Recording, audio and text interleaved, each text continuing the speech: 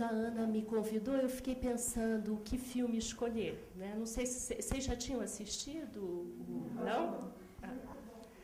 Então, porque é difícil, nesse tema, cinema e dança, tem muitas possibilidades, porque tem alguns filmes que são feitos com um pensamento de dança. Então, por exemplo, eu tenho alguns filmes assim, mas normalmente eles não cabem muito numa mostra de cinema, porque eles são filmes mais curtos, quase sempre curta-metragem ou mais com uma cara de videoarte, de videodança. Aí tem filmes que são de gênero assim mais conhecido de todo mundo, como os musicais, né? Então, também teria sido uma opção trazer, sei lá, um musical americano. Tem filmes que não são filmes de dança, não tem nada a ver com isso, como, por exemplo, um filme do Almodóvar, Fale com Ela, mas que começa com uma cena importantíssima de uma coreografia da Pina Bausch, que é uma coreógrafa alemã super importante, que morreu há pouco tempo. Então, a dança tem um papel dentro do filme, mas não é um filme com pensamento de dança. E também não é um filme com pensamento de musical. Então, eu fiquei super em dúvida que filme trazer que a gente pudesse conversar sobre cinema e dança. E aí eu optei por esse, que acho que não seria a primeira escolha da maioria das pessoas convidadas para falar de dança e cinema. O Takeshi Kitano, que é o diretor desse filme, é uma pessoa um bocado controversa. Ele começa a carreira dele como comediante na televisão. E na década de 80 ele faz várias participações como ator, porque ele que faz os atores aqui, né? Então ele dirige o filme e ele também é o ator principal. E ele faz muitas participações como ator em filmes que não são filmes dele. Então, por exemplo, não sei se vocês assistiram um filme já antigo agora, do Nagisa Oshima, chamado Furiô em Nome da Honra. Ele tem um papel super importante nesse filme. E ele é um ótimo ator, né? Ele é muito bom também como ator. O Zatoichi é um personagem que se torna praticamente uma lenda no Japão. Então, ele nasce de um conto, mas ele também aparece em mangás. No cinema, ele tem várias aparições, tem vários filmes sobre ele. Eu fiz um levantamento, até por causa dessa conversa da gente. Tem pelo menos uns 26 filmes, né? Então, quando o Kitano escolhe esse tema, né, e esse personagem, ele vai dar uma visão muito pessoal disso. Então, quer dizer, ele conta a história do massagista cego, que é sempre ambivalente isso, ele é cego, ele não é cego. Quem enxerga mais? Quem vê ou quem não vê, né? E isso é uma coisa que agrada ao Kitano. Ele começa sendo muito famoso pelos filmes de máfia que ele faz. Vocês viram que ele tem um gosto por isso, né? E a Marcela, que está aqui, que também trabalha comigo lá na PUC, no Centro de Estudos Orientais, andou fazendo uma pesquisa sobre os filmes de Yakuza, que são esses filmes de máfia. E está muito presente isso no filme dele. Mas ele não pode, a gente não pode dizer que o Kitano é só um comediante de televisão, embora ele seja uma figura pop no Japão. Eu tive lá o mês passado e no metrô está cheio de fotografia do Kitano. Então, ele é muito conhecido por esse viés comediante. Mas os filmes que ele faz são filmes, e daí que vem o motivo que eu escolhi, são filmes que falam do corpo o tempo inteiro, né? Ele tem um outro filme muito bonito, que também fez bastante sucesso, que se chama Dolls. Não sei se vocês assistiram. Ali a conversa não é tanto com a dança, como acontece nesse, mas com o bunraku, que é o teatro de bonecos japonês. Quem não viu, vocês podem tirar, porque isso tem nas locadoras. E vale muito a pena assistir esse filme. É o pensamento do bunraku que norteia o filme. Então, tem toda uma conversa. O bunraku, o teatro de bonecos, tem toda essa conversa entre o corpo animado e o corpo inanimado. Né? Não sei, alguém aqui já teve oportunidade de ver um teatro desses? Porque eles já se apresentaram mais de uma vez aqui no Brasil e aqui em São Paulo mesmo. Ali é o boneco que tem vida, e não os manipuladores. Então, da mesma forma como aqui tem a ambivalência da visão, ali no buraco tem essa ambivalência do corpo vivo, corpo morto. Né? E aqui a dança ela tem um papel muito curioso, porque agora no final ele convida esse grupo, que é um grupo super famoso, chamado The Strikes, que eles são, por exemplo, tem muitos críticos ocidentais que, quando viram isso, lembraram daquele grupo Stomp, porque tem uma coisa da percussão muito importante. E vocês vão vendo que, muito antes de ter essa cena final, essa sonoridade rítmica ela vai aparecer no filme inteiro, desde o começo. Né? Desde o comecinho tem essa sonoridade. E assim, vira e mexe aparece. Tem essas cenas que vão acompanhando o filme todo, e que a gente não entende muito bem aonde vai dar aquilo, até que chega nesse grande finale. Né? Mas tem uma outra presença da dança importante nesse filme, e até quando eu estava assistindo agora, eu já vi várias vezes esse filme, e eu não canso, porque cada vez que eu vejo, parece que eu vejo uma outra coisa lá. E eu me lembrei, não sei se vocês tiveram a oportunidade de assistir, porque muito pouca gente viu. Há poucas semanas atrás, teve um grupo do Camboja, aqui em São Paulo.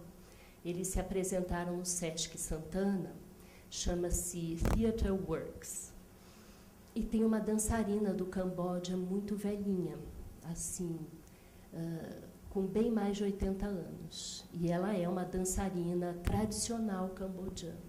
O Camboja passou por uma época muito sangrenta, com um ditador terrível, e essa peça, esse espetáculo de dança, ele tinha um caráter de depoimento. E, num certo momento da peça, ela diz, e aí não é um personagem, ela está falando por ela mesma, ela diz que ela se salvou pela dança, ou foi a dança que salvou a vida dela. E aqui no filme, essas cenas de dança que aparecem daqueles irmãos têm muito a ver com isso. Então, como sobreviver? Então, ali a dança não é entretenimento. A dança salva a vida das pessoas que estão lá. Né? Eu poderia falar um pouquinho para vocês, aí vocês vão ter que me direcionar um pouco sobre o que a gente conversa. Porque sobre esse tipo de dança tradicional que eles apresentam, tem muita coisa para falar. Inclusive sobre essa construção desse corpo do homem, do ator dançarino, que faz esse papel que é conhecido no Japão como onagata, que é o papel feminino. Né? E aqui tem todo um motivo pessoal para o garoto se vestir de menina e fazer a dança feminina. Mas isso é uma construção. A gente aqui está falando a ambientação toda do filme, dessa época dos samurais, desse tipo de dança, desse tipo de pensamento, tem muito a ver com o século XVII no Japão. Então, vamos dizer, esses gêneros de dança, nessa ambientação, eles são organizados do século XVI para o século XVII. Essas danças tradicionais, Nihon-Buyo, ou as danças tradicionais do teatro kabuki, são organizadas nessa época. Eu tenho um DVD aqui, que eu não sei se vocês têm curiosidade de ver, que mostra um pouco como se constrói esse corpo feminino no corpo masculino. E isso é construído de uma forma bastante diferente como a gente pensa treinamento de dança hoje. Aí eu estou falando hoje, assim, não só aqui no Brasil, mas mesmo no Japão. Né? Porque essas danças continuam existindo lá. Mas, junto com isso, tem muitos outros tipos de dança contemporânea, que já discutem outra coisa, tem outras questões muito diferentes. No momento que essa dança foi criada, ela tem tudo a ver com o teatro kabuki. O kabuki é criado por uma mulher.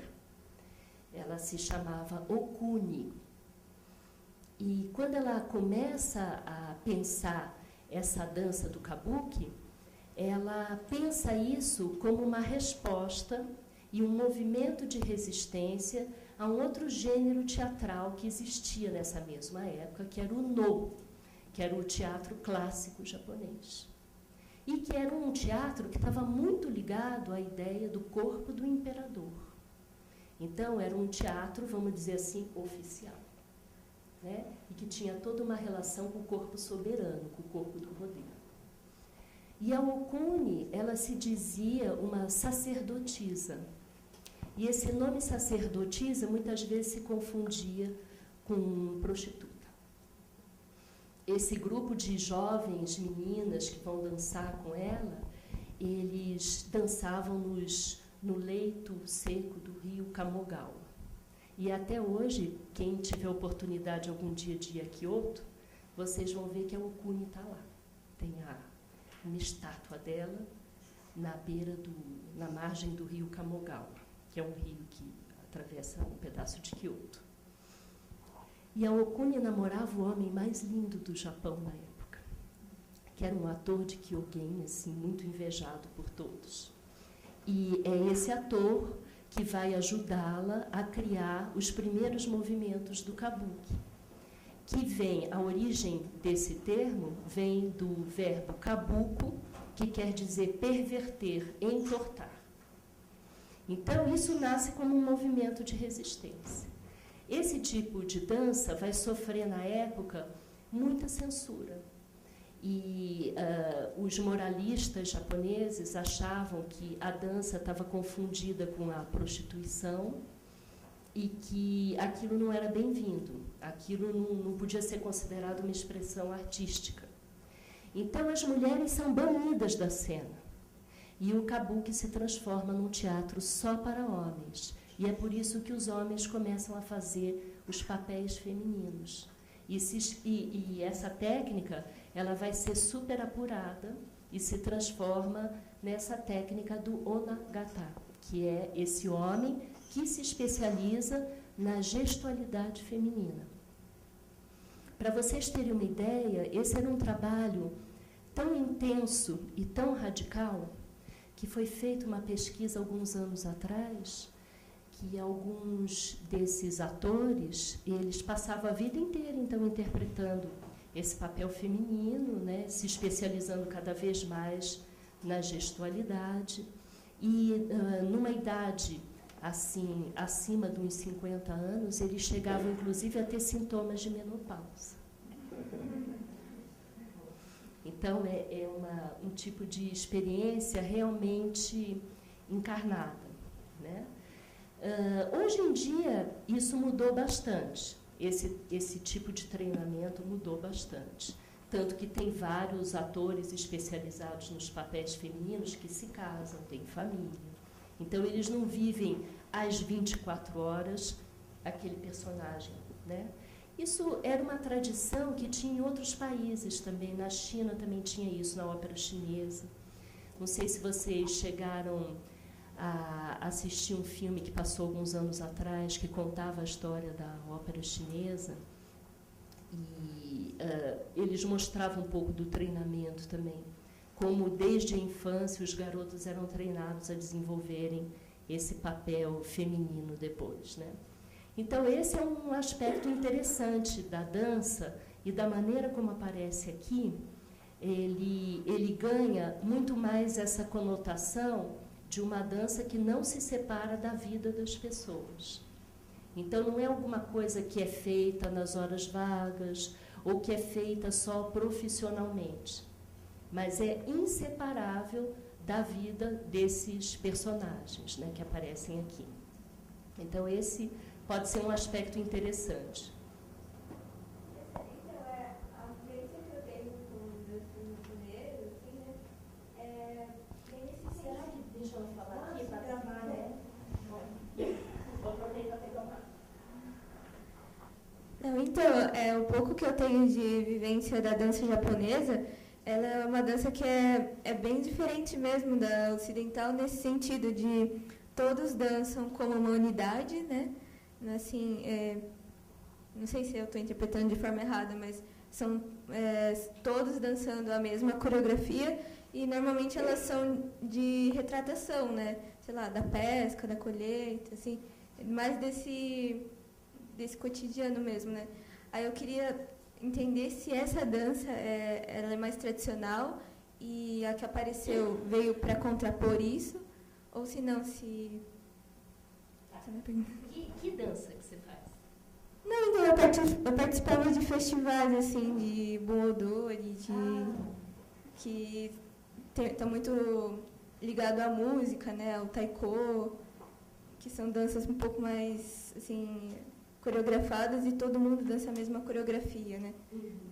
Não tem expressão facial, assim, tão importante, assim, né, tipo... Não sei explicar, eu queria entender, eu sempre participei, mas nunca entendi muito bem. Então, essas danças que você está falando são mais as danças das comunidades, não é isso? De festas que você falou que você vai.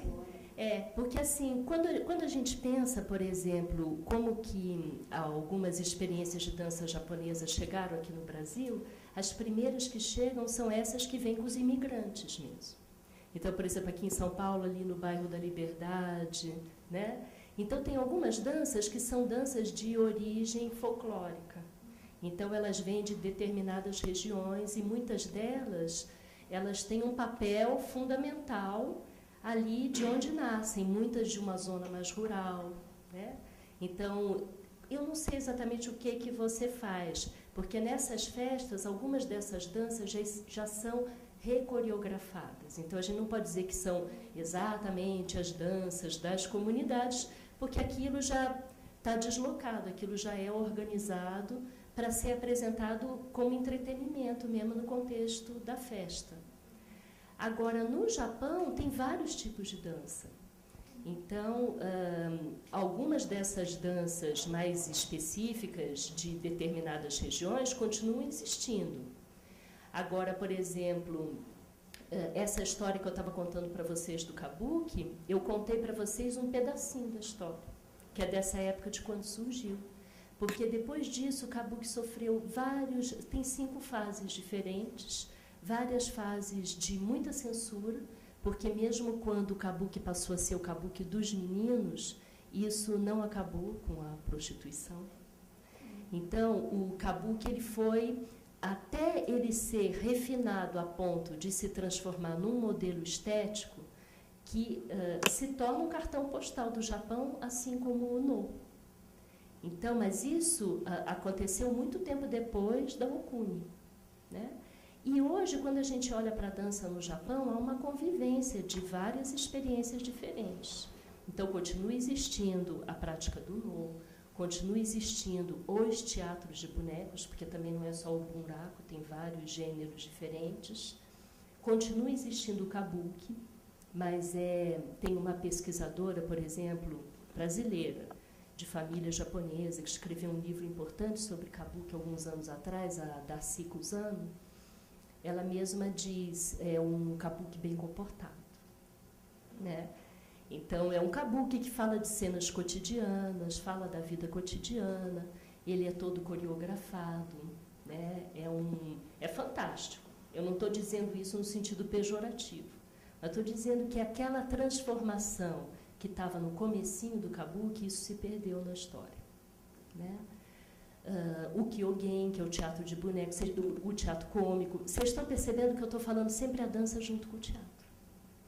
Porque no começo da história, no Japão, a dança é inseparável do teatro. A palavra coreógrafo chega no Japão com o Ocidente, porque isso não fazia sentido. Era sempre a dança junto com o teatro, né? Depois que começa, principalmente depois da restauração Meiji, que é um momento político no Japão, que começa em 1868, vai até 1912, que aí é o período considerado que o Japão abre as portas para o Ocidente, e aí, assim como várias informações no campo da política, da economia, da pedagogia chegam ao Japão, chegam também técnicas de dança ocidentais. A princípio, principalmente da Alemanha, porque a Alemanha e o Japão eram aliados na guerra.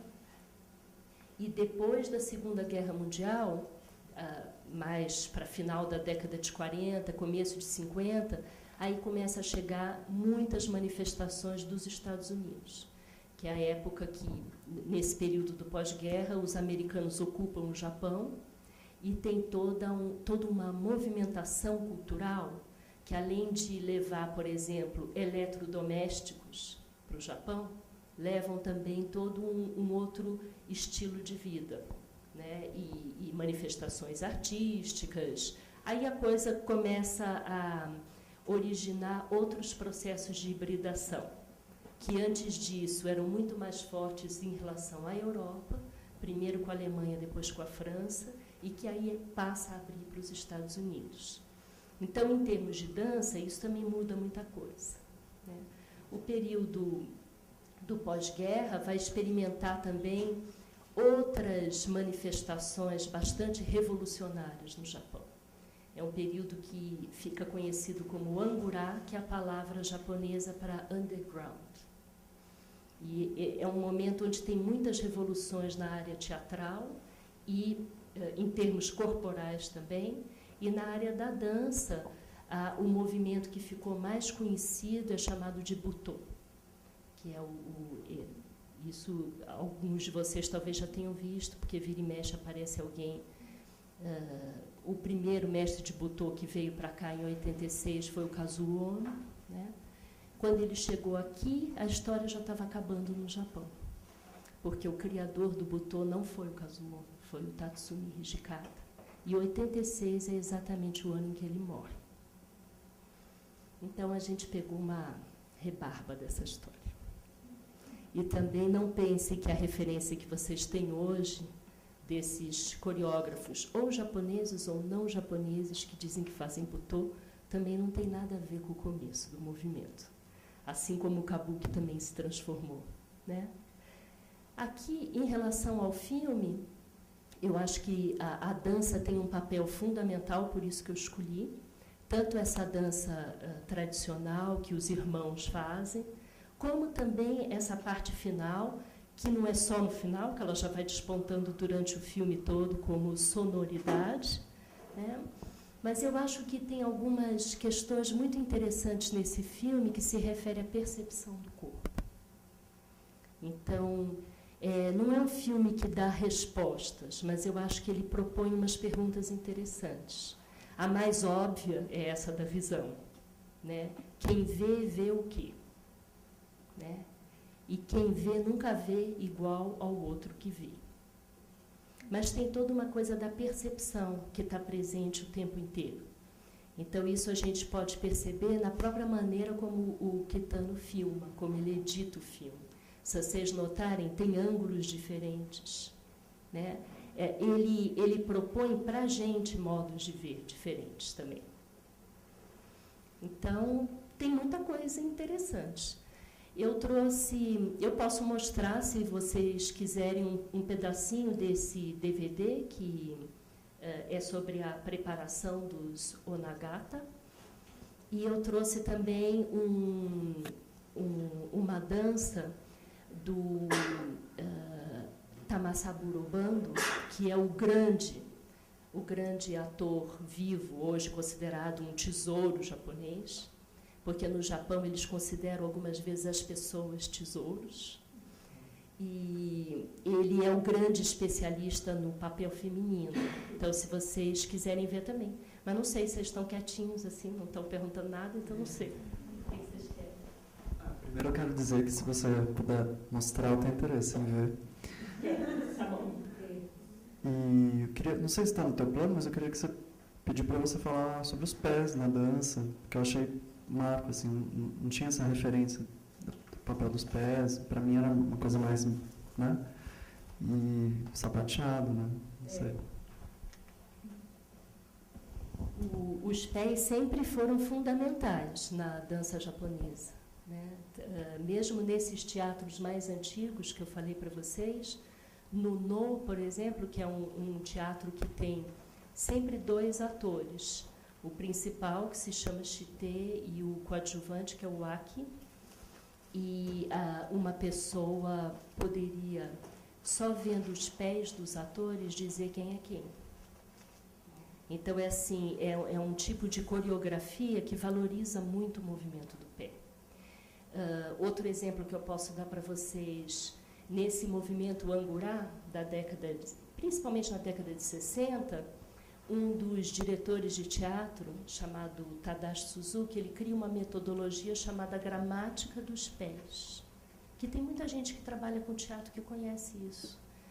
E essa metodologia dos pés, que tinha uma coisa do trabalho do pé e que subia para o quadril, na verdade tinha como objetivo preparar a voz do ator. Então é muito interessante, porque ele dizia assim, para preparar a voz de alguém, isso não se trata só do movimento da boca, nem do movimento aqui do aparelho fonador, e não chega nem só no diafragma. Ou começa do pé ou não dá. E ele tinha uma grande atriz que trabalhava com ele, chamada Kayoko Shiraishi. Eu tive a oportunidade de ver uma vez, muitos anos atrás, ela ao vivo, e era uma coisa muito impressionante o jeito que essa mulher usava a voz, porque realmente não precisava de nada, nenhuma distensão tecnológica. E ele dizia que esse trabalho da voz, ele tinha que ser organizado a partir do movimento e desde os pés e organizando o corpo do ator até finalmente a voz poder sair. Então é outro marco também dessa coisa dos pés.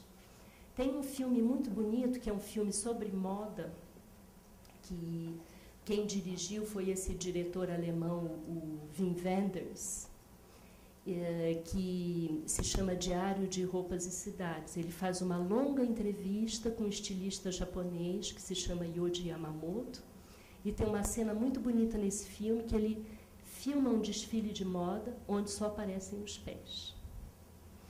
Então essa história dos pés vem de longa data, né? E a questão do pé, ela é muito importante porque ela tem a ver com a ordenação dos eixos de energia do corpo. Então, tudo começa da maneira como a pessoa pisa. Lá na PUC tem um professor que trabalha comigo, que é o Toshi Tanaka, e ele dá uns exercícios para a garotada, e toda vez que ele começa a dar os exercícios, ele fala, bom, todo mundo tem que começar a aprender a andar de novo. E quando ele fala isso e começa a corrigir todo mundo, a gente percebe que é isso mesmo. Depois de alguns anos, a gente tem que aprender a andar de novo, porque a gente já anda completamente torto, tudo desequilibrado. E, às vezes, quando a gente está muito desequilibrado, um jeito de poder começar é organizar a caminhada. E a caminhada é uma chave de vários teatros e danças, não só japonesas, várias experiências orientais. E isso não tem nada de esotérico. Isso é de uma fisicalidade muito interessante, porque sem pensar nessa separação, né, de a fisicalidade e a espiritualidade, mas organizando o corpo, o resto vem. Quer ver? Fala, Marta. Eu queria fazer uma pergunta antes de assistir o filme. Eu tenho uma curiosidade sobre a questão da coreografia, que você falou que foi uma palavra que cai no Japão bem tarde, porque minha sensação, e especificamente nos filmes de Kitano, eu tenho a sensação, primeiro, de que o Japão, como cultura, tem uma coreografia do cotidiano, né? Que parece que a gente tem que saber como como cumprimentar, como cumprimenta uma mulher, como cumprimenta um homem, em que ocasião, se é social, se é familiar, etc, etc. Então, a impressão é que já é uma codificação que vem do cotidiano, e queria ver um pouco como você vê isso em relação com o que a gente chamaria artístico, né? O cotidiano versus o artístico. E, especificamente, nos filmes de Kitano, eu tenho a sensação, sabe aquela coisa de filme de ação, que você está esperando alguma coisa acontecer? E isso passa muito pela gestualidade e pelo corpo dos atores, né? Quando os dois, naquele duelo que ele tem, o Satoichi com o guarda-costas, né? É só esperar quem pisca primeiro, né? Aquela coisa é hiper gestual e hiper coreográfica, entre aspas. Então, pensava em ver o treinamento do Onagata em função disso, né? Porque não é só o treinamento artístico, é o treinamento do cotidiano e é o treinamento de como as pessoas se relacionam de alguma maneira, né? Então, é que não é coreografia. Aí a gente está usando a palavra coreografia como metáfora, né? E a gente usa mesmo, é uma luta coreografada, a gente usa isso como metáfora, porque a codificação do gesto, isso você tem toda a razão, isso é sempre. Isso é sempre, é uma coisa da educação, né, da relação social, da relação hierárquica de poder. Tudo tem uma gestualidade e ou você sabe o código da gestualidade ou você se dá muito mal. Então, esse é o jeito de se comunicar, né? E nada é natural. Né? Isso é interessante, porque todo mundo fala do papel da natureza no Japão, mas a natureza no Japão é toda codificada. Vocês já viram um jardim japonês? Então, é boa a tua pergunta até para eu poder explicar, porque quando eu digo a palavra coreografia chega com os ocidentais, é porque a noção de dança, criar uma coreografia que seja uma coreografia separada do contexto teatral, isso é que não existia. Agora, a gestualidade codificada, isso sempre existiu, tanto na vida cotidiana como na vida artística. Né? Então, nos teatros, por exemplo, eram os katas. Né? O kata, que é o módulo de movimento padrão codificado, e tem toda uma discussão sobre kata no Japão.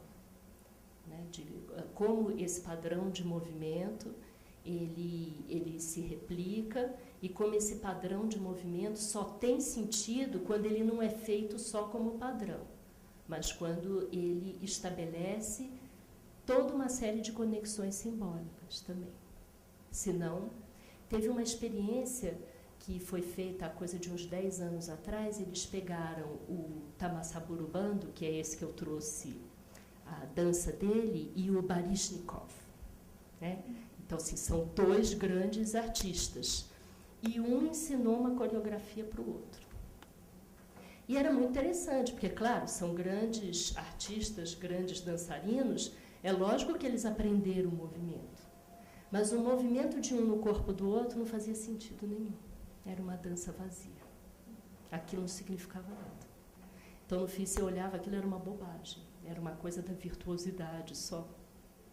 Mas não queria dizer nada. Vocês querem ver um pedacinho lá? O Pedro... Ah, é o Pedro? Não é o Pedro que está lá. Jaqueline, você que vai pôr? Porque, assim, é muito longo esse DVD, não dá para a gente ver. Eu acho que tem que ir pulando um pouco os capítulos. O primeiro é o caminho O caminho do Onagata. Assim, eu acho que eu vou subir aí. Daí a gente vai pulando um pouco, porque vocês vão ver, aparece um pouco da maquiagem, que é uma coisa super importante. Depois aparece o mestre treinando os dançantes. Eu vou subir aí, que daí a gente vai escolhendo. Vou mostrar só um pedacinho, e aí depois eu já vou botar em seguida a dança, tá bom? Para vocês verem.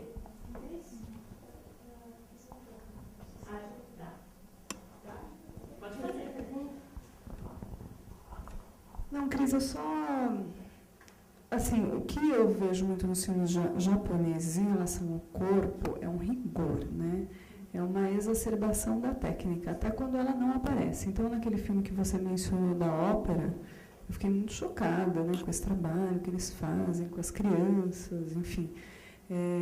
Nesse também aparece, né, um samurai. Quer dizer, o cara é ultra treinado para fazer aquilo, mas na manifestação, na expressão desse treinamento, a coisa se revela muito leve, muito sutil, né? É uma impressão. Você achou o corpo do samurai? A rapidez, né? Quer dizer, a arte dele parece que é uma coisa muito leve, né? O movimento dele, sempre muito leve, como desses da ópera. Quer dizer, você nunca vê que está imbuído de muito sofrimento aquilo, né? mesmo a relação com os pés, né? Quando você vê esse caminhar da geisha, você falou dos pés, eu fiquei pensando nesse caminhar da geisha, que é um caminhar, né, puladinho, super suave, mas também você não vê o tanto de sofrimento que está imbuído nisso. Como é que é essa relação para eles? Né? É uma curiosidade minha. De fato, para esse drama não aparecer, porque às vezes a gente tem a impressão que, né, que o drama deveria aparecer um pouco mais, o drama não aparece no corpo, né? Isso não é só japonês. E o balé? É a mesma coisa. Então, isso é de todo tipo de treinamento. Todo treinamento que é um treinamento que precisa ser muito rigoroso, porque você precisa, de fato, treinar durante muitos anos e durante muitas horas, porque senão você não faz aquilo, não tem nenhum tipo de milagre que faça você fazer aquilo se você não passar por aquele treinamento, é a mesma coisa. O balé, hoje em dia ainda tem gente que dá aula de balé, assim, criando relações diferentes, então, pensando na respiração, pensando numa consciência corporal. Mas o treino tradicional do balé não é nada melhor do que isso. É a mesma coisa. Né? E europeu. Então, por isso que eu te digo, não é só o Japão. Tem trabalhos corporais de dança popular brasileira agressivos e que destrói o corpo da pessoa. Eu tenho um aluno que é meu amigo também, que é coreógrafo há muitos anos, o Ângelo Madureira, que vem da família Madureira de dança popular do Recife. Se vocês olham o que é o joelho do Ângelo, depois de anos dançando frevo, então isso não é só do Japão. Isso é do movimento corporal treinado com esse rigor, com essa disciplina, e que sem isso não dá para fazer. Não dá para fazer. Então é uma escolha. A dança nem sempre tem a ver com a saúde. Aliás, muitas vezes não tem. Não tem, é muito pouco saudável. Bom, eu vou subir lá então para a gente ver. Só um pedacinho para também não alugar muito vocês.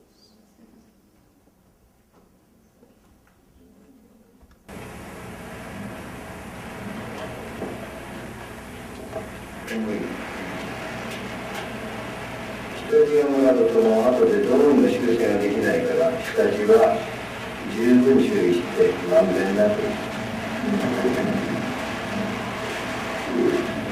僕たちはね出発するところにこうためにこうその腰をこう叩くようにねしないと下に寄ってしまうから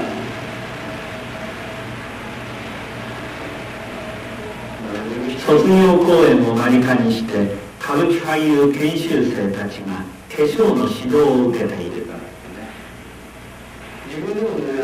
上演演目の寺子屋には千代と戸波という2人の女性が登場するが、彼らにとって主役の女方は初めての経験である。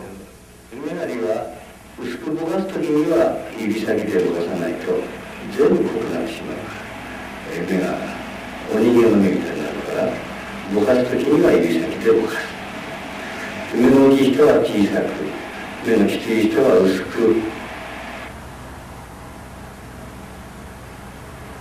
まず焼くということを考えて、その上である人だったら長く見せようという細い顔だったらそれをカバーするようなことを考える。いいようになってるのと綺麗と違う。ちょっと下のラインおばあさんのような時には下を持ってる。例えば袖を使う時でもこういうんですよ。腰がちょっと入る、とかまた手をこうやるとか。ほらほら肘が張ってるだろ。肘張らないように肘張らない。肩落として、はいそれで洗いて、はい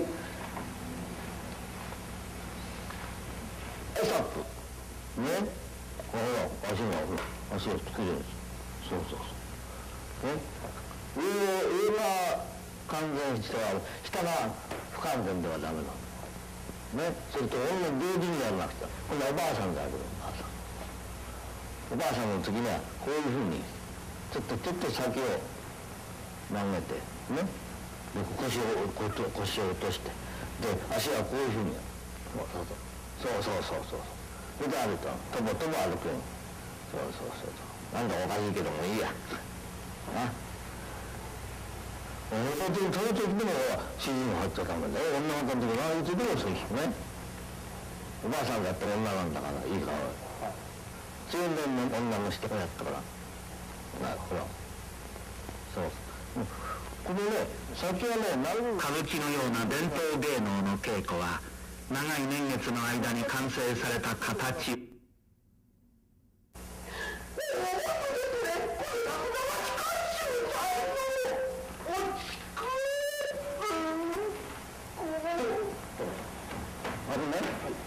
驚く時にはね、こういう形にするんだよ。ね、こうだからこうやってるから、となってそれで今度まっすぐ持っていく。びっくりした時にどういうふうな気持ちになる？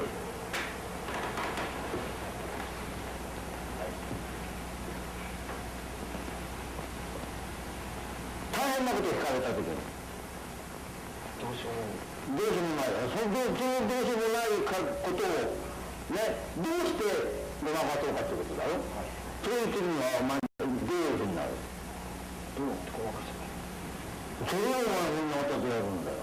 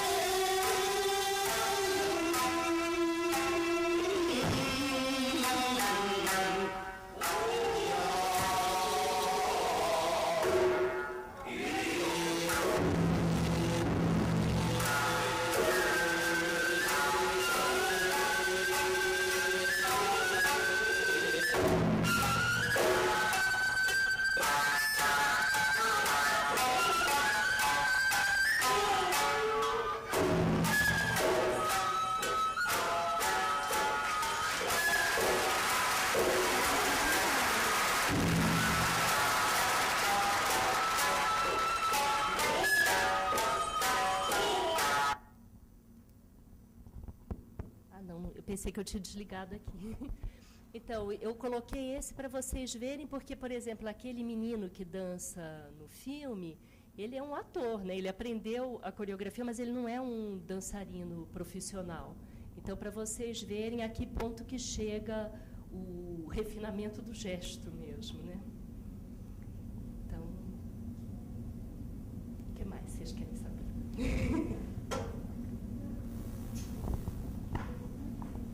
Mas a gente precisa, porque eles estão gravando. Eu queria saber sobre, por exemplo, em quase todos os filmes dá a impressão de tristeza, mesmo na dança, mesmo na Máscara Branca, que dá a impressão que não tem sorriso, quase nunca, pelo menos eu não vi. E as músicas também, que parecem tristes, assim, tem alguma relação? Não. Eu não sei exatamente do que você está falando, né? Porque tem vários tipos. Né? O kabuki, por exemplo, aqui foi uma cena de dança, mas o teatro kabuki, ele normalmente é muito engraçado. E tem, assim, a configuração do palco, tem uma passarela, hanamichi, que passa no meio da... É como se a gente tivesse, assim, aqui tivesse um palquinho e aqui no meio uma passarela, assim. Então, os atores, eles vêm de lá e eles atravessam a passarela. Tem um monte de coisa que acontece na passarela e não no palco. E o público participa muito. O público grita, dá risada. Sempre tem um personagem bêbado. Então, são, assim, crônicas do cotidiano, mas, assim, bem engraçado. Né? O no, não. As peças no, elas já, normalmente, não são nada engraçadas, mesmo porque o no começa... quando tudo já acabou, porque o personagem principal é sempre alguém que já morreu. Então, ele aparece como um espírito que ficou com alguma coisa pendente na vida. E aí, ele, lá pelas tantas da peça, ele vai para o quarto do espelho, troca de máscara, troca de roupa e, finalmente, se revela. E é sempre a mesma dramaturgia. E esse que faz o ator coadjuvante, o Aki, é alguém, assim, um monge, um pescador, alguém que está andando num lugar bom para ver um fantasma. Então, são peças já mais... Normalmente tem alguma coisa mais trágica, assim, no meio da dramaturgia. Mas o kabuki não. E o kyogen também, é o teatro cômico. Né? E isso a gente está falando mais da parte tradicional, porque... se a gente fala do Japão contemporâneo, aí tem de tudo, né? Aí tem vários tipos diferentes de dança, a dramaturgia, as peças também. Tem peças que têm uma dramaturgia com um modelo mais ocidental também. Tem outras que dialogam mais com a performance. Então, aí já são várias coisas. É que, no caso desse filme que a gente viu hoje... ele tem uma coisa de relacionar mesmo, tem um senso de humor, mas tem uma coisa muito triste que caminha nas narrativas do filme. Eu falo as narrativas porque são várias, né, que vão se cruzando. Então, ali tem mesmo. Mas a gente não pode pensar que o teatro e a dança japonesa são sempre assim. Porque, por exemplo, se a gente pensar nos movimentos do J-pop, que são essas danças... principalmente depois da década de 90, e que tem uma interlocução muito grande com os mangás, com os filmes de animação, né? Os animes, tem muita coisa trabalhando com o senso de humor. Então, os japoneses, na verdade, são muito engraçados. Eles são mais para engraçados do que para trágicos.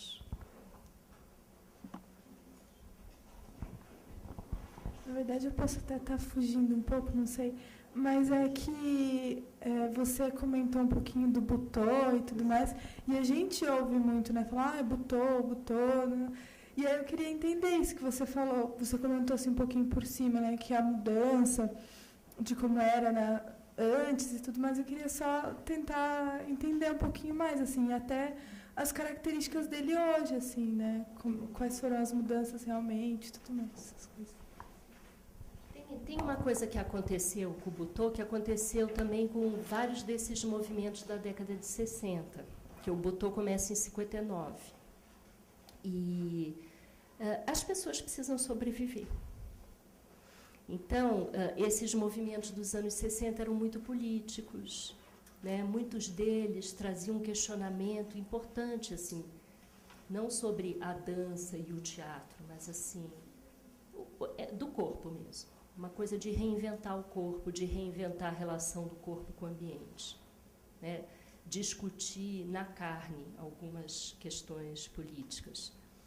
Só que o Japão hoje não tem mais nada a ver com isso. Não tem nada a ver com aquele contexto da época. Por exemplo, essa metodologia que eu falei para vocês do Suzuki, ele vendeu o método para o Actor Studio. Então, assim, tem curso de 2 semanas da gramática dos pés. Junto com uma outra técnica muito falada hoje, que é o viewpoints. Então, assim, as pessoas hoje em dia até falam junto, assim, Suzuki viewpoints. Dá para ter a voz da Kayoko Shirai em 2 semanas? Não dá. Então, quando a experiência do Butô começa ali no final dos 50, anos 60, 70, Hijikata começa a organizar uma metodologia. Ele primeiro era muito ele mesmo que ia para a cena. Tem muita coisa até na internet, porque boa parte do material foi digitalizado, né? Então, se você olhar, por exemplo, pequenos trechinhos do Hijikata na internet, você vai ver que não tem nada a ver com o que você viu de Butô. Assim, mesmo que você não saiba direito por quê, mas só de você olhar a imagem, você vai ver que tem alguma coisa diferente ali.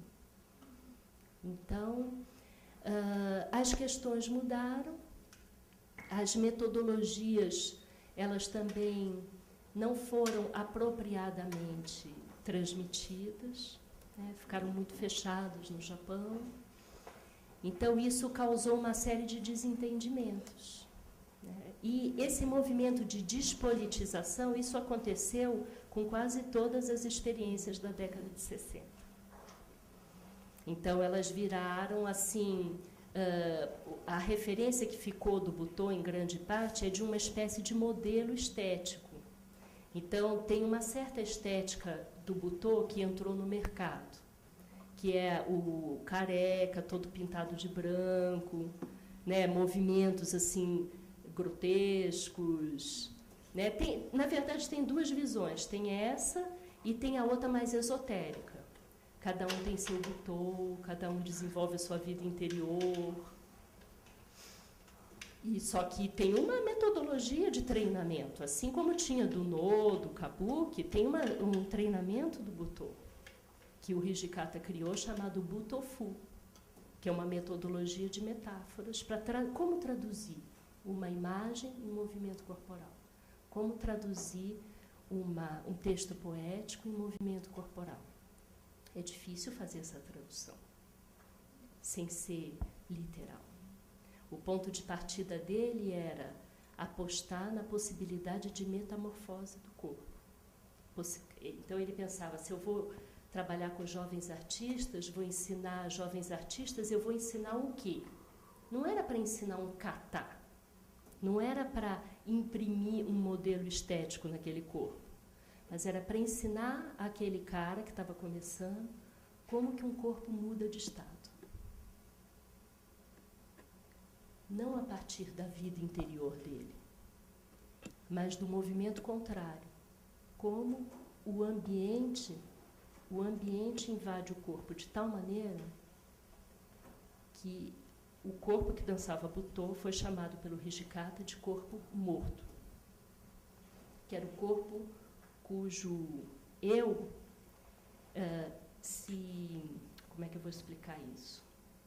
É como se naquele momento que ele estivesse fazendo o treinamento, ele pudesse experimentar um outro estado de existência que não fosse o dele. Como ser, né? Então, como trabalhar a textura de um muro. Não é transcendência, porque não transcende nada. É o corpo mesmo que faz.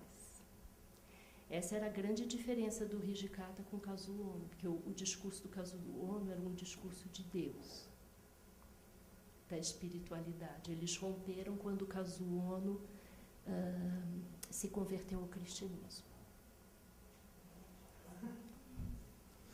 Então, porque é um outro entendimento de corpo. O corpo de Cristo é um corpo metafórico. Este é meu corpo. Não é? O pão, lá, a hóstia, o vinho. Este é meu corpo. É um corpo que está no lugar de outra coisa. Acho que é simbólico. É simbólico. É diferente. A metáfora é mais ampla que o símbolo. Tudo é metáfora. Desse ponto de vista que eu estou falando, que era do ponto de vista que o Hijikata trabalhava. A metáfora como uma ação cognitiva de deslocamento. Se você tiver, não estou falando da metáfora como figura de linguagem. Estou falando da metáfora como cognição. Se você tiver curiosidade de ler sobre isso, são duas pessoas que trabalham muito com isso. Eles se chamam George Lakoff e Mark Johnson. É uma discussão que amplia o conceito de metáfora para além da linguagem. Então, não é a definição de metáfora, de símbolo, que a gente aprende normalmente. Você não está falando da metáfora como figura de linguagem? Então, me defina o que é metáfora. Penso que é no outro contexto que estou a dizer, falar. Então, como você define metáfora? Pode ser a linguagem, mas pode abranger outras coisas. Então, mas o que é uma metáfora? É menos que o símbolo. Então, nesse contexto que eu estou te falando, é mais. Porque a metáfora do grego vem da palavra metaforai, que quer dizer transporte. Então, é tudo aquilo que você transporta de um contexto para o outro. O símbolo é um tipo específico de representação. Nem toda representação é simbólica. Tem um certo tipo de representação que se representa como símbolo. A metáfora é todo tipo de transporte sígnico. Por isso que ela é mais ampla. Isso é dentro desse contexto que eu estou te falando. Entendeu? Claro que tem várias definições. Mas, nesse sentido, o menos é mais. Entendeu? Não, eu estou até te falando porque essa discussão é muito bacana, se você tiver curiosidade de ler como que essas pessoas estão entendendo metáfora. Por quê? Por que eu estou escolhendo falar desse jeito? Porque desse jeito que tinha a ver com esse sistema metafórico que o Hijikata criou. Entendeu? Ele pensava assim, por exemplo, eu olho para um quadro, ele gostava muito de pintura, olho para um quadro de Goya. O Goya pintava aqueles velhinhos, né? Às vezes uns velhinhos comendo, assim. Como é que eu consigo traduzir isso num movimento corporal de dança, sem fazer uma mímese daquilo? Então, criando uma metáfora corpórea. Essa que era a metodologia.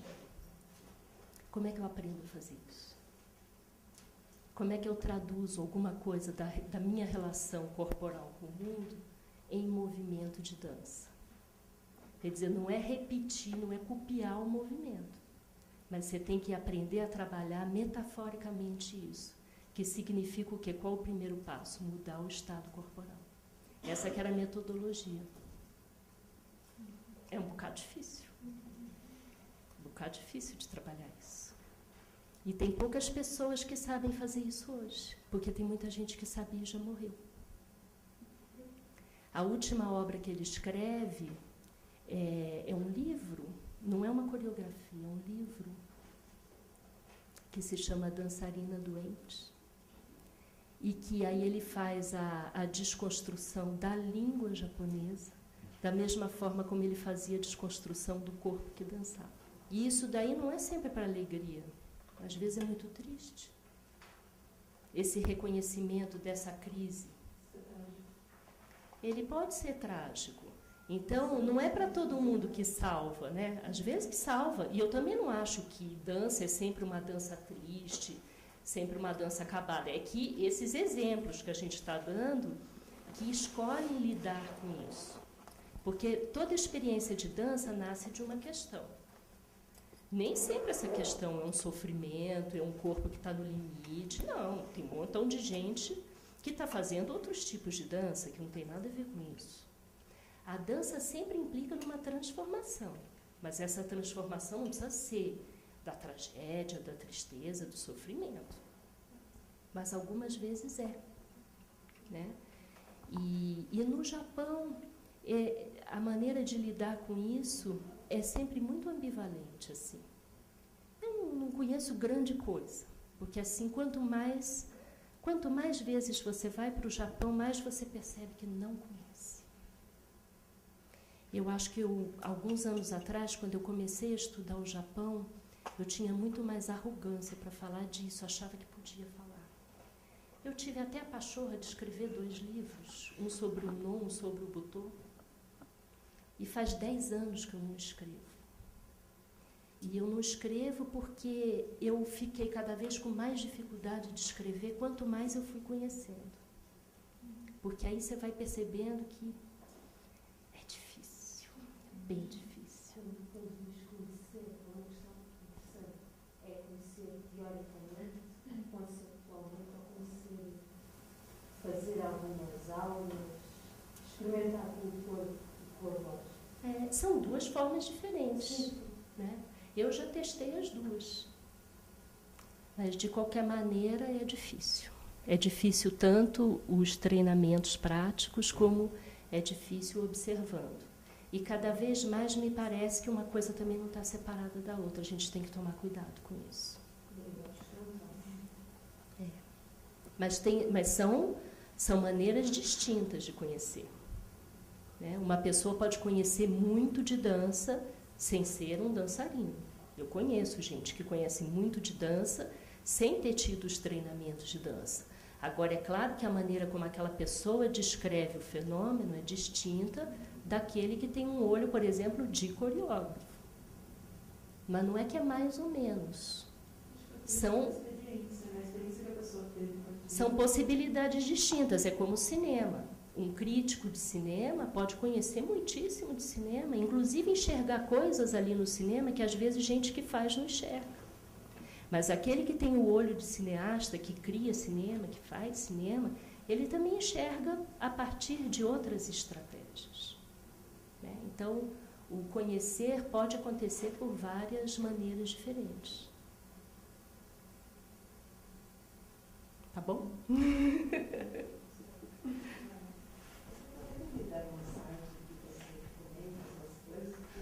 Eu não tenho site. Não tenho nada. E esse kabuki, onde eu posso encontrar? Para você ver? Olha, na biblioteca da Fundação Japão tem algumas coisas. Você sabe onde fica ali na Avenida Paulista, né? Ali atrás da Casa das Rosas, eles têm uma biblioteca, ali tem. Tem bastante coisa, tem de No, tem de kabuki, tem do teatro de bonecos também, tem bastante coisa.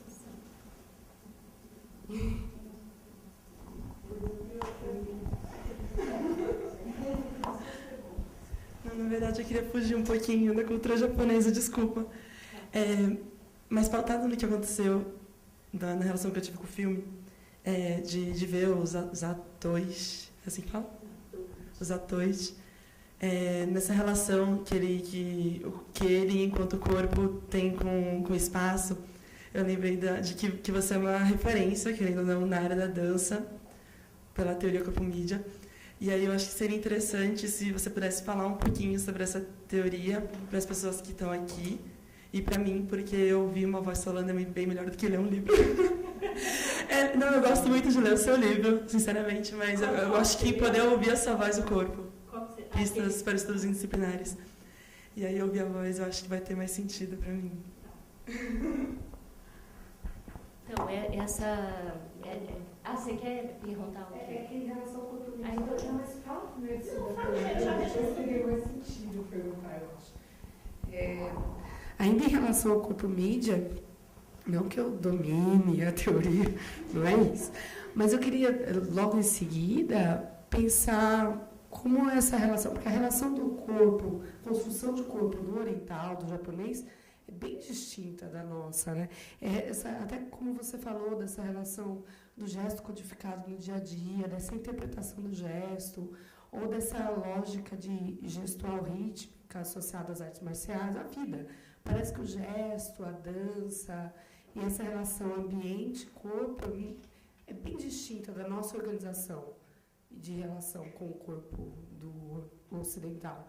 E eu queria pensar na teoria corpo-mídia nesse corpo oriental, que tem essa relação tão quase holística, né, com o ambiente. Como que seria?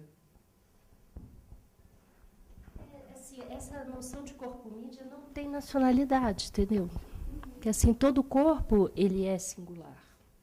Não dá para falar o corpo japonês. Tem muitos corpos no Japão. Tem muitas relações diferentes. Da mesma forma como ele não pode falar o corpo ocidental. O que é o corpo ocidental? Não existe isso. Então, essa noção de corpo-mídia, ela entende que o corpo ele não é um recipiente, não é alguma coisa dentro do qual você vai colocando coisas que vão sendo acumuladas. Então, conhecer não é um armazenamento, enfiar coisas, né? Mas é sempre uma relação coevolutiva com o ambiente. Então, essa relação é corpo, mente, ambiente. Então, a maneira como um corpo se constrói, porque ele é mídia de si mesmo, isso acontece sempre em relação a. Não existe só corpo. O corpo é uma ficção, assim. O corpo, o que é isso? Esse mídia de si mesmo é uma parte que impacta para mim. Porque não é mídia de outra coisa. Então, assim, porque normalmente a metáfora que se usa para falar do corpo é um instrumento.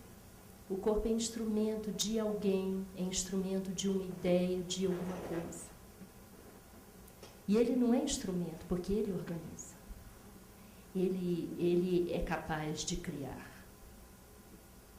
E tem um bocado de coisa que a gente cria que a gente nem sabe que está criando. Eu vou indicar para você, eu gostei muito, muito, muito desse último livro do Antônio Damasio, que saiu agora aqui pela Companhia das Letras, chama E o Cérebro Criou o Homem. Eu acho que o que eu e Helena estamos conversando sobre corpo-mídia tem tudo a ver com isso que ele está falando lá, como ele vai explicando. Ele diz, por exemplo, como aqui tinha muito a ver com o filme, a questão da visão, eu vou dar um exemplo desse. Então, por exemplo, eu estou olhando para ela. O que acontece quando eu estou olhando para você? Não é só a informação, você, que vai ser internalizada no meu corpo.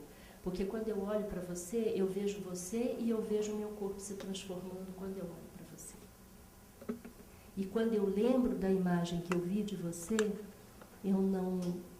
o lembrar acontece em dois espaços, a memória. O espaço imagético e o espaço disposicional.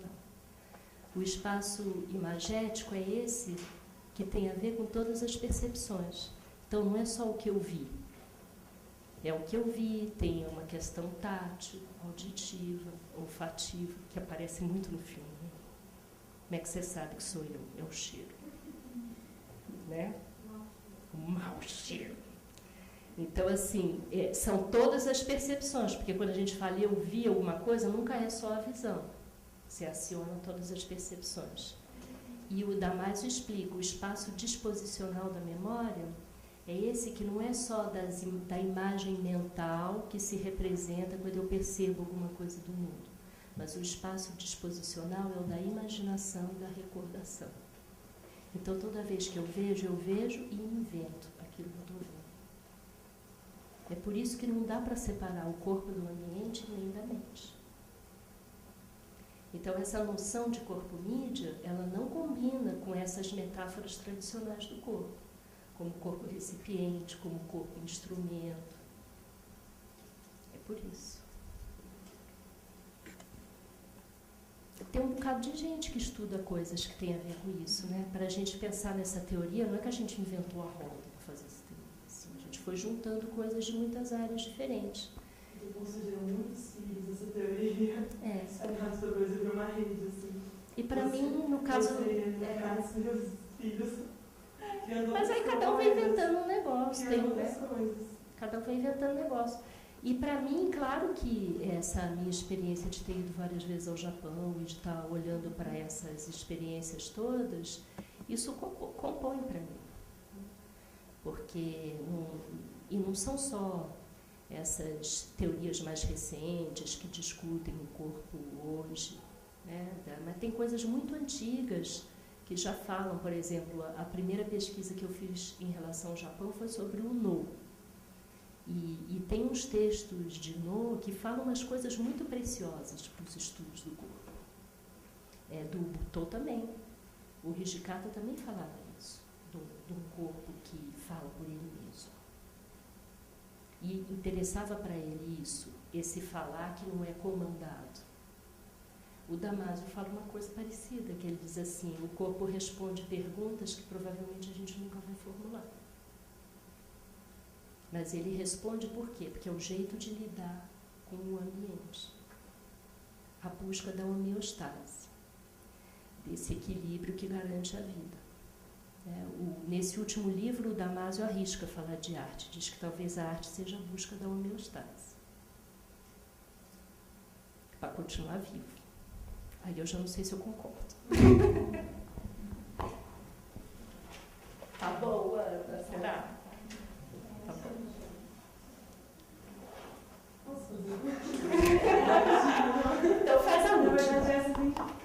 Na verdade, é complicado pedir uma definição, mas é que a gente está meio que numa busca por definições de gesto, por uma escolha teórica. E aí, como seria possível, mais ou menos, definir gesto dentro dessa visão de corpo-mídia? Existe alguma forma de tentar definir isso? Eu acho que o gesto é uma solução cognitiva para lidar com uma situação. É sempre isso, né? Quando você faz o gesto é para isso. Uma pessoa que eu gosto muito de ler que discute gesto é o Hubert Godard. Você conhece ele?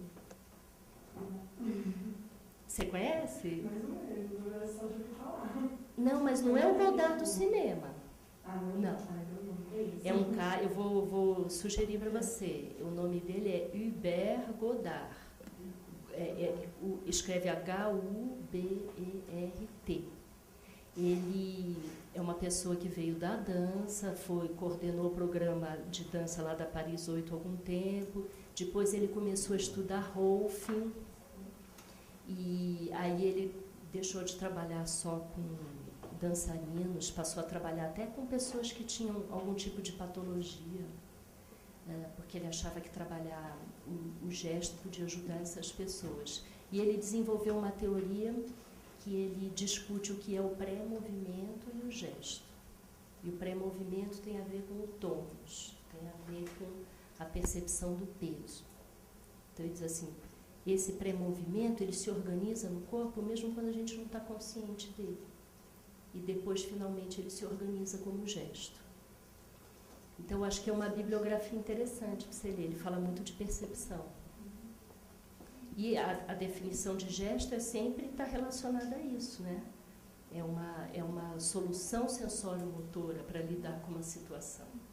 Então, pode ser um gesto codificado, que é aquele gesto que já está padronizado, que você reconhece, ou pode ser um gesto que se organiza naquela circunstância. E ele sempre vai se valer de padrões e de ações motoras que você já experimentou, porque a gente nunca vira tábula rasa, nunca zera o corpo. Mesmo quando você está querendo improvisar, testar coisas diferentes, não dá para zerar. Mas ele encontra modos de organização diferentes. Isso é uma coisa interessante. Encontrar um novo gesto. Não é que é novo porque nunca foi feito antes. Mas ele é novo naquele momento, a maneira como ele se organiza na singularidade. Nunca, não tem isso. Criação nunca vem do nada.